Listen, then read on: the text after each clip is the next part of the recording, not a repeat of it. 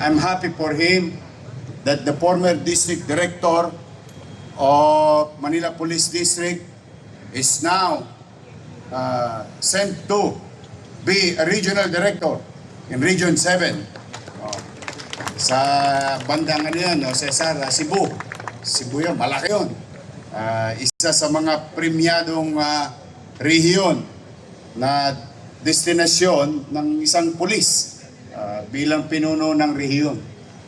To General Abad and your team, thank you very much for your service to the people of Manila, and welcome on behalf of the people of Manila, General Santiago here to lead our strong, brave, and respectful men and women uniformed personnel of Manila Police District. Welcome, General Santiago. Isang linggo ng paglilingkod, ngunit binabati tayo ng Lunes ng positibo sapagkat wala pong tigil ang pagtulong ng mga negosyante sa lungsod. Kagabi po, noong Sabado ng gabi, hapon, I received a text that may tutulong na naman sa atin sa lungsod ng Maynila. I'm just excited to share it to you because kilala natin yung organisasyon na yun. Sila po ay siguro in the coming days may announce natin. Tutulong muli ang Federation. The FFCCII will help again the City of Manila in the coming days. But today, natutuwa naman po ko, isa sa malalaking taxpayer ng City of Manila, particularly sa Tondo, Maynila. No? Bata pa ako, bodega na po yung lugar na yon. No? Ito po ay sa Velasquez area. Nakaramdam po sila ng mabilis na tulong ng pamahalaan sa kanilang negosyo. At nagkaroon sila ng kapanatagan muli or what you call certainty in doing business in the City of Manila. At ngayon palalawigin pa nila ang paghahanap buhay sa lungsod, which will provide more jobs for the people of Tondo in that geography or place of business ng mga negosyanteng ito. Sa tuwa po nila, sa sobrang tuwa nila, tumulong pa sa Maynila. Nasa harapan ninyo ang 20 units of NMAX from First Tondo Complex Association. Regalo nila sa atin yan. Nausog nalawayan ko. Natutuwa naman ako sapagkat ito ay magagamit. Pasigip ng pasigip ang mundo ng mga Tolongges dito dahil yung motor nila mahinang uri. Yung motor ng pulis, pambardagulan ho itong NMAX. I think marami sa inyo dito nakamotor. Nakaparada ho kayo dyan sa Arroceros.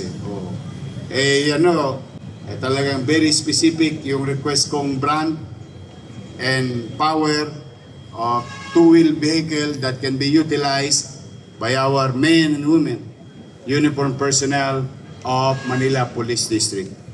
To President Hazel Melon, Vice President Flores Pua, and Mr. Edward Tio, and board members of the association, on behalf of the people of Manila, thank you very much, sir.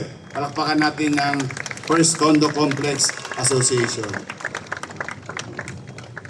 Noong Biyernes, si Director Padilla ng Manila Health Department tumanggap din ng donation sa Rotary para sa NICU.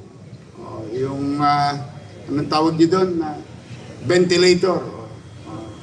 High-end na dalawang machine ventilator. Thank you very much, Grace. To Mr. Tio at 10 ng iyong mga kasama, sana sa Mayo mabasa kayo ng ulan. Dumami pa kayo. To Green Cycle Innovation, donated by Green Cycle Innovation Inc., Jose Andres Rueda, CEO, Troy Serapica, COO. Sila po ay nag-donate ng Comprehensive Wastewater Treatment and Environmental Compliance Program of the City of Manila valued at 3 million pesos and offered no cost to the city government. Thank you very much. Ito po ay pilot project na gagawin within 16 days. At natutuwa po tayo. Tayo po ang una nilang sasampulan ng bioremediation wastewater treatment technology sa ating Manila's public market, Paco Market and Dagonoy Market. Thank you very much, Mr. Jose Andres Rueda and Troy Serapica.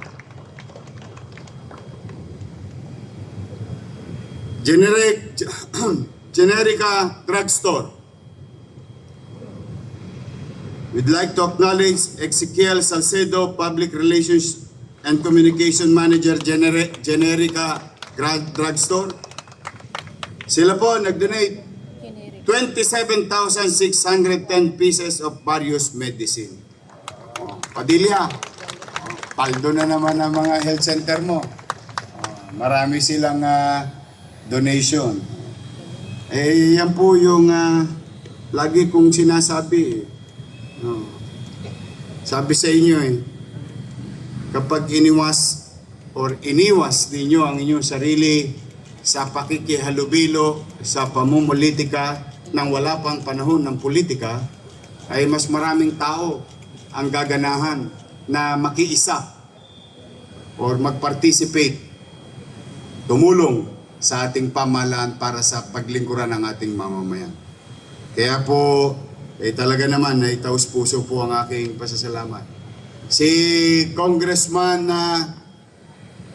Leandro Lebiste gave us 4,000 bags of 25 kilos of rice. Ayun, kita ninyo, nasa kabilang ilog yun.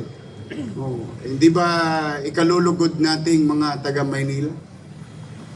So basta tayo, ulit-ulitin ko, kalimutan nyo na yung mga politiko.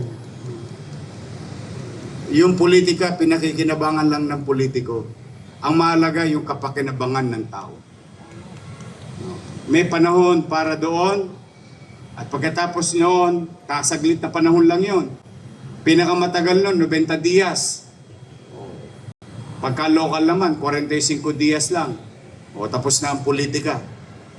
Pag may nanalo na, oras na ng paglilingkod sa bayan. Hindi paglilingkod sa kapwa politiko. Ayan, sana manaig sa inyo. Dahil kung may ilang pa dyan na hindi pa naka-move on, good luck sa inyo. Basta kami, naka-move on na kami. Tingnan nyo nga yun. Taas nga kamay, may mga asawa dito. Taas nga kamay. May asawa? Puro kayo binata, gano'n? May asawa? O kita nyo, naka-move on kayo. Di ba na broken heart din kayo nung araw? Then you found the right one. Di ba? Ganun lang.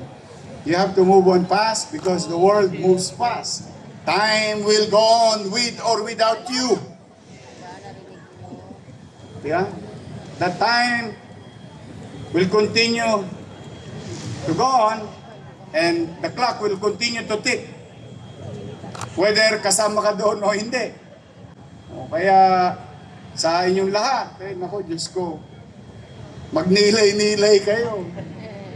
Kaya pag toxic yung kasama mo, yung katabi mong lamesa, toxic, nako, mag-CR-CR ka muna.